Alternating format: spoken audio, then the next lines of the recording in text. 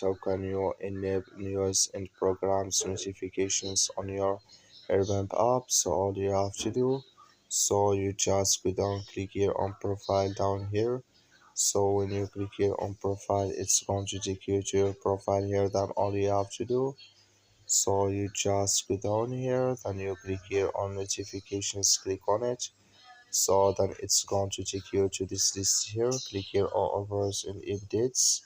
So then you go down here, just keep going down here.